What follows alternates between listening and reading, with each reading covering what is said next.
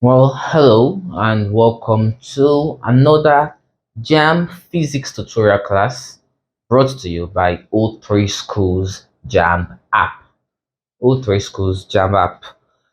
This app is quite useful, quite versatile, wide range of features which will help you prepare for your exams, including the way to take mock exams, question search engine, so you can find questions based on different criteria, keyword by topic, and other features which will truly help you as you prepare on this your journey to taking your JAMB. So, one more time, the Three Schools JAMB app, and to gain access to the full wealth of this app, you have to activate your app, which costs the sum of 2,500 naira. Now, I know a lot of us might be scared on the current Nigerian economy of just going to pay 2,500 naira to activate the app. I assure you, this is cheaper than you'll find in most places and also much more useful than this. It is also quite trustworthy. Simply follow the steps in your apps for activation, and you'll be able to activate your app and benefit from all these features and usage. And with that, let's kick off this class. And in this class, we shall be looking at impulse and momentum.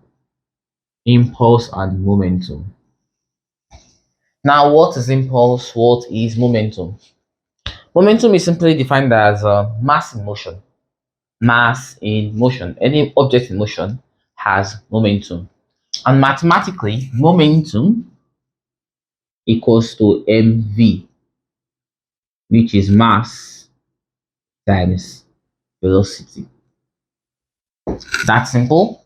And the unit is usually kilogram meter per second. And you should note that momentum is a vector quantity. This knowledge that it's a vector will definitely affect your solvings. Because as you know, when adding two vectors, you have to keep in mind the directions. Are the directions the same or opposite? So they will also have impulse. Impulse is simply force times time. The force acting on the body multiplied by the duration over which that force was applied. Okay, so like I said, F is force, T is time, and this unit is Newton per second. Now, one thing we must also learn is that these units actually can be used interchangeably. You can mix up the units for impulse and the units for momentum because dimensionally they are simply one and the same. It doesn't really matter. You could solve for impulse and see answer coming out to kilogram meter per second. Do not panic. They are actually the same. Okay, and once we know these two concepts, we can then look at some of the most important laws in physics. Newton's laws of motion. Now, Newton was a great man who gave us several laws, and we're studying just three of them. Newton gave us three laws that govern motion. Newton's first laws of motion, his first law states that an object at rest will remain at rest, or an object moving in a straight line will remain moving in that straight line unless acted upon by a net external force. Another way of saying this is that an object will remain in its state of rest or uniform motion in a straight line unless acted upon by a net external force, indicating that unless something hits this object or affects this object with enough force to change it to remain as it was. Now, this law is also known as the law of inertia. You may want to ask, what is inertia? Inertia is simply the tendency of a body to remain in its state of rest or uniform motion in a straight line when acted upon by external force. And inertia depends on mass. So the more mass you have, the more your inertia. Inertia also explains why a passenger in a car jerks forward when the car is brought to a sudden stop. Because basically, the inertia was already moving. It wants to continue moving. That's why when the car stops, you don't just stop with it instantly. No, you jerk forward. And that is also why you require your seatbelt to help make sure you remain in your seat and don't fly off. That's the first law. Now, the second law is more mathematical. The second law states that the rate of change of momentum is direct proportional to the impressed force and takes place in the direction of that force. Rate of change of momentum is proportional to the impressed force, implying that proportional to the force, change of momentum, and rate implying over t. And as you are aware, this means that F equals to K m into V minus U over T. Now, it has been proven that this constant K equals 1. So I can simply forget it and know that F equals to m into V minus U over T. This is one formula you should know. Then from this formula, we are to cross multiply F times T gives me Ft equals to m into V minus U. Now, if you look up here, you are aware impulse is F times T, while m times V minus U is change in momentum. So impulse equals change in momentum. That's one more formula. However, I could even get a third formula while looking in here. If I look in here, I can see this. And it should remind me of my equations of motion. My equations of motion, I know that V equals to U plus AT. And therefore V minus U equals to AT over T over T. A equals V minus U over T. V minus U over T. V minus U over T, indicating that F must be equal to A. So you see, we have three formulas gotten out of here. We can make use of these when solving questions. But yeah, while solving these questions, please, you must remember one small thing. One, they are vectors. So you must keep in mind that the directions are important. What we generally do is that we can take one direction as positive and the opposite direction as having a negative value. So yeah, we'll keep that in mind. And also, that brings us down to the third law. This third law simply states that for every action, there's an equal and opposite reaction. You apply a force of 50 Newton to an object, that object applies the same force of 50 Newton back to you in the form of a reaction. So, apply this force upward, reaction must go downwards and be of equal value. Now, this Newton's third law explains a great deal of things we see. It explains why human beings walk, or how we walk rather, because we push down on the ground with our feet, we push it down and backwards, and the reaction force pushes us upwards and forwards. It's that simple, really. Then there's also recoil of a gun, and as well as the thrust on a rocket or on a jet. But before we look at those, we shall have to learn one more thing, which is the conservation of linear momentum, the principle of the conservation of momentum. Now, this principle of conservation of momentum simply states that in a collision or a closely isolated system, momentum is not created or destroyed. The sum of momentum remains the same, indicating that for my gun, for example, in a gun, you shoot out a bullet while your gun remains. When you shoot your bullet, the forward momentum of your bullet creates a recoil, a backward recoil in your gun, because action and reaction are equal and opposites. And therefore, NB, VB, which is mass of bullet and velocity of bullet, equals mg vg. Sorry, this is vg, mass of gun times velocity of gun. That's for the recoil on the gun. Why for a rocket or a jet, rocket propulsion, the thrust on the rocket is the rate of expulsion of masses times the velocity of these gases. The rate of expulsion of mass times the velocity of gas. That helps to calculate the thrust on the rocket. Because in a rocket, as the gases have been expelled in one direction, the reaction is simply to create a force in the opposite direction, which pushes the jet upwards while the gases go downwards. And with this in mind, let's then look at a new concept known as collision. Typically in Nigeria, we call this jamming or accident. When one car or when one object hits another object, there is a collision. Now, collisions are of two types. There is the elastic collision and the inelastic collision. Now, what's the difference? During elastic collisions, the objects hit each other, then they separate and go their own way. The direction of this motion always depends on how the collision occurs. But in elastic collision, that's elastic collision now, please don't mix them up. During elastic collisions, the objects hit each other and then they separate.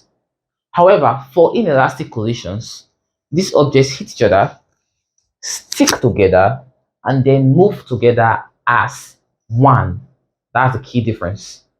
Inelastic, they stick together because they're actually deformed, while ordinary elastic collisions, there's no deformation, they simply hit and then they separate.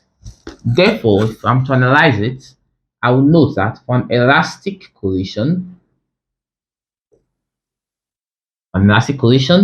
if this is ball A, ball B, they can hit each other and then ball A goes this way, ball B goes its way. Separation. And therefore, momentum is conserved such that I can say MAUA, which is for ball A, plus MBUB, which is for ball B, equals to MAVA, which is now after collision, plus MBVB. Momentum before collision equals to the total momentum after the collision. Now, also, just like momentum is being conserved in this situation, energy is also being conserved such that 1 over 2 MAUA squared plus 1 over 2 MBUB squared must be equals to 1 over 2 MAVA squared plus 1 over 2 MBVB squared. See, that's elastic collisions. That's simply the way that goes. But for inelastic collisions, this one comes this way, this one comes this way. But after hitting each other, there is deformation. And so these two objects stick together. Now, for this deformation to occur, energy must be used. So that means part of the energy before collision gets used to cause deformation. And as a result, while momentum may still be conserved, energy is no longer conserved because part of the energy has been wasted on this deformation. And for them to stick together must imply that MAUA plus MBUB must be equals to MA plus MB, because now they are together, VAB. VAB is the common velocity for both of them. While in this case, kinetic energy before collision is usually greater than the kinetic energy after collision. And you can solve for that simply using these same steps. You can say the one before collision will be 1 over 2 MAUA squared plus 1 over 2 MBUB squared. While the one after collision will be 1 over 2 MA plus MB VAB squared. And so you see, that is basically all we need to know for collisions and impulse and momentum. And as per usual, if you've been following this series, you know that the next thing we shall do once we know our formulas and our steps is to open our O3 Schools JAMB app and then answer several questions that have to do with what we have just learned. So let's see. Opening our app. Yeah. Okay. Example one. Or questions. This is number 1. This is from 2018 model 1, question 15. Okay. A ball of mass 20 kilogram. A ball of mass 20 kilogram strikes a vertical wall and rebounces with the same velocity. What that implies is that the initial velocity u If it was x, it strikes this wall and rebounds with the same velocity, which is the final velocity, will also be what? X. With just one tiny difference. I said we are dealing with vectors now. Therefore, if this direction is positive and then it hits the wall, when it is coming back, this direction will have to be negative. Therefore, I have to call this minus x, not just x. That's the key. Remember, I deal with vectors. So the signs are very, very, very important. And then we are told if the impulse received is 1.2 kilonewton second. And as you must be aware, kilo simply means times 1000. So this is 1200 Newton second. If this is the impulse, the magnitude of the velocity is what? This is my impulse. What is this velocity? I want to find v. Now we might ask ourselves, what is the first thing we can do? So go through the formulas we did. We had several formulas. There's F equals to m dou v minus u over t. I don't seem to have t in this question. I have impulse instead. Is there any formula that makes use of impulse? Yes. Impulse equals to change in momentum. And impulse is m into v minus u. And so you see, very, very simple. My impulse is 1200.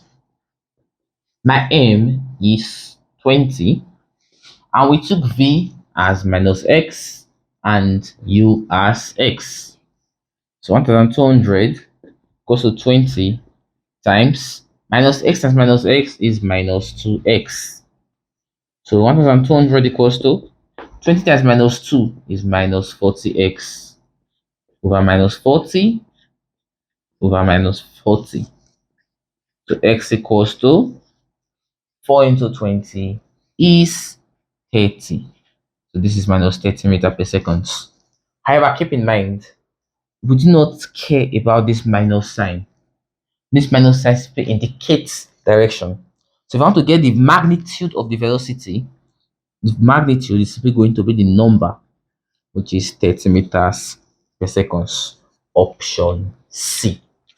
So you see, very, very simple. As long as you keep in mind that you are dealing with a vector, you should have no problems whatsoever. Okay, question 2. This is from the year 2022, model 4, question number 20. In this one, a ball of mass 400 gram, 400 gram, that will be over 1000, 0.4 kg, is moving at a velocity of 30 meters per second. This is the initial speed, obviously. It was moving at 30. Is suddenly hit by a force of 10 Newton. Then hit by a force of 10 Newton for a time of 5 seconds. Find the new velocity. Now, we ask ourselves, do we need to change any sign? And the simple answer now is no. We're told it was hit, we were told it was hit and then it changed direction. We simply know it was hit. So we leave all the signs the same. And we can see if we are dealing with N, U, F, and T, and V, what formula makes use of all these letters? And if you remember, it's quite simple. F equals to M into V minus U over T. My F is 10, M is 0.4, V is unknown, U is 30, and T is 5. So 10 times 5 is 50, 0.4 V minus 30. Then over 0.4 over 0.4. Now 50 over 0.4. If you're not sure of any calculation, while yes, it might be faster to use your head, never ever hesitate to open your calculator and simply type in your numbers. That will give you 125 equals to V minus 30. So correct items, V equals to 125 plus 30. That is 155 meters per second. So you see, very simple. Our answer is option B. And we keep moving forward. Our next question comes from the year 1999. Question number 4, the year 99. The question is number 4. We are told a lead bullet of mass 0.05 kg. Let's call this one number 1. 0.05 kg is fired with a velocity of 200 meters per second. So the initial velocity is 200 meters per second. Now some of you may be wondering, why am I calling it M1 already? It's because I know there's another lead block in this question. So since I'm dealing with a bullet and a block, we need to differentiate them by calling my bullet 1 and my block 2. So M2 is 0.95 kg. And since I was not told at any point in this question that this block was moving before, I know that the initial velocity of this block must be 0. Okay, now I'm then told, given that this block can move freely, what's the final kinetic energy after impact? I'm looking for Ke after. Now, to analyze this question, what I must remember is, if I'm to shoot a bullet into a block, this bullet is going to get embedded inside that block. If that block is to be free to move, therefore, bullet and block will have to go together. They stick together, making this an inelastic collision. Making this inelastic collision. And for that reason, I will know that the momentum before collision does not equal the momentum after the collision. So, how do I get on with my solving? And first of all, I must find the velocity after collision. If I can use that value of velocity to solve for kinetic energy. So let's see. To find velocity after collision, I remember that m1u1 plus m2u2. Remember, in previously, on writing formula for us, gave this to us in terms of ma.ua and mb.ub. But it's pretty much the same thing. Equals to m1 plus m2 v12. M1 is 0.05, U1 is 200, M2 is 0.95, and U2 is 0. Equals to 0.05 plus 0.95 times V12. 0.05 times 200, or 0.5 times 200 is 100, so this must be 10. 0.95 times 0 is 0. 0.05 times 0.95 is 1 times V12. And automatically, I know that V12 must be equal to 10 meters per second. Now that I know the velocity, all that is left for me is to find kinetic energy after collision, which I know is 1 over 2 m1 plus m2 v12 squared. Therefore, that will be 1 over 2. M1 is, as we know, 0.05. M2 is 0.95 times V12, which is 10 squared. So 1 over 2, summation is 1, and 10 squared is 100. And 100 over 2 must be 50 joules. And if I open my O3 Schools JAMB app to take a look at my options, I shall see that that is option A. So you see, our solving steps remain quite simple. There's no difficulty. All right. That will lead us to yet another question. Still going strong with my O3 Schools JAMB app. This is from the year 2009, and this is a question number 7. In this case, a body of mass 12 kilograms, mass is 12 kilograms, sorry, m equals to 12 kg, traveling at 4.2 meters per second. 4.2, that must be initial velocity. collides with a second body. Again, I know there's a collision. Previously, I used M1 and U1, so let me use MA, UA over here. I know that the second body must now be MB, and we're told this mass is 18 kilogram, and we're told that this body was at rest, indicating that UB is 0. Calculate their common velocity if the two bodies coalesce after collision. These two bodies are going to join together after collision. And as we know, any kind of collision in which the objects join together is an inelastic collision. And in an inelastic collision, they have one common velocity. And just like we did in question 3 there, we know that MAUA plus MBUB must be equal to MA plus MB VAB.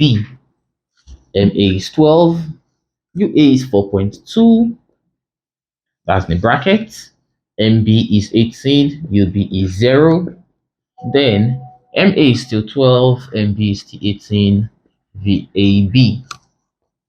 Now, obviously, the first time I must do is find 12 times 4.2. That gives me 50.4. 18 times 0 is 0, so forget about that. 12 plus 18 is 30 VAB over 30 over 30. And therefore, I know that VAB must be equals to 50.4 over 30. Sorry, divided by 30, which gives me 1.68 meters per second. Now, obviously, 1.68 is not in my options, right? But I have 1.7 there. So simply tiny bit of approximation. All their options came in 1 decimal places. So they want mine in 1 decimal place as well. 1.8 is obviously greater than 5. So this must become 7. Let's see, that is that. All right, so let's take a look at one more question or two more, depending on the time we have, and we shall be able to actually see we've solved enough questions in this topic known as impulse and momentum. Now, let's see. For this one, we are going to the year 2022, and we are looking at model 6, question 34. Model 6, question 34, the year 2022, on your O3 Schools JAMB app. A body of mass 400 gram. The mass is 400 gram. Obviously, convert to kg, you get 0.4 kg. Moving with a velocity of 14 meters per second. Initial speed is 40 meters per second. And it collides with a wall. Picture a ball. You roll it, it hits the wall. If after collision, it moves with a velocity of 6 meters per second, that means my final velocity becomes 6 meters per second. But again, they are told in the opposite direction, indicating that this object, having moved like this, now moves like this. Remember, vector quantities. If going to the right is positive, going to the left must be negative. So if I take 14 as positive, then 6 must take the negative sign. Now we want to calculate change in momentum. Now, change in momentum has a very, very simple formula. Change in momentum is m into v minus u. Very straightforward. This will be 0.4. V is minus 6 minus u, which is 14. 0.4 minus 6 minus 14 is minus 20. When you multiply this, you get minus 8 kilogram meters per second. And you can see that is our option A. Now, these are the kind of tricky questions which tends to confuse students, because some people will just go ahead and say 6 minus 14 to give them answer of 6 minus 14, I believe, is minus 8, and then I get 3.2. Just can see is option B. So be very, very careful to always take notes of the direction in which these objects are moving. Okay, that leads us to one last question, And this question we shall take from the year 1998. 1998. Question number one on our O3 Schools JAMB app. Okay, now for this one, we are told a bullet fired at a wooden block of thickness 0.15 meters. 0.15 meters manages to penetrate the block. So this bullet is going to move that 0.15 meters. If the mass of the bullet is 0.025 kg and the average resisting force of the wood is 7.5 times 10 to power 3 Newton. Calculate the speed of the bullet. Calculate the speed of the bullet just before it hits the wooden block. Because once it travels through to this distance, this bullet is going to go to rest. So right now, I know force, I know mass, I know final velocity, I want initial velocity. But instead of having time as would expect based on the formula, I have displacement. That means automatically this formula we've been using in other questions like this is no longer valid because I don't know time. Therefore, is there something else I could do? My obvious answer is yes. We also have F equals MA. And with F equals MA, I could definitely solve, right? Yes. With just one tiny problem again. I know F, I know M, I know A. But after getting A, what can I do with A to get U? Let's start first and see what to get next. F equals MA. F is 7.5 times 10 to power 3. M is 0.025 times A. Now, you'll be aware that your JAMB calculator doesn't have standard form. So it will be much easier for you to simply get rid of this times 10 to power 3 and express it in linear form, which is 7,500. So over 0.025 and over 0.025. These cancel out. And then A would be equals to, I believe, about 300,000 meters per squared seconds. Now I know my acceleration, but all I have to remember, one funny thing I should remember, this is resistive force by the block. This block is stopping me, indicating that this force is going the opposite direction of my mass, and therefore A should be negative. See, these are the nitty-gritty things you need to understand about vectors in their interpretation. If you don't, you are more likely than not going to occasionally end up with the wrong answer. Now, I know acceleration, or as this tells me, obviously this must be retardation. I know retardation. I know V. I know S, and I want U.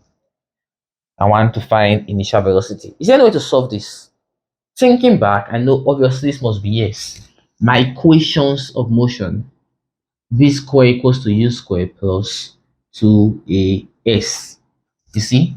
Because my V is 0, my U is unknown, plus 2 times A minus 300,000 and S 0.15. So 0 squared is 0, U squared remains U squared, plus times minus is minus. Then let's do the multiplication. 2 times 300,000 times 0.15. I believe that will give me 90,000. And therefore, collecting like terms, take minus 90,000 the other way, U squared equals to 90,000. Taking square root of both sides, square cancel square roots.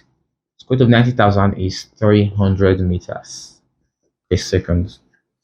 And so you see, my answer is option C.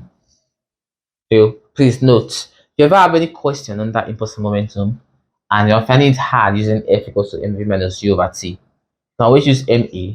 Then remember your equations of motion. Because in physics, things we learn in one topic tend to actually flow into the next topic. And with that, I'd like to thank you one more time for coming here and listening and watching this video. And I hope you gained something from watching this video. Remember, subscribe to this channel for more videos on various topics, various subjects. Also, more information on your school and admission processes and news on JAMB.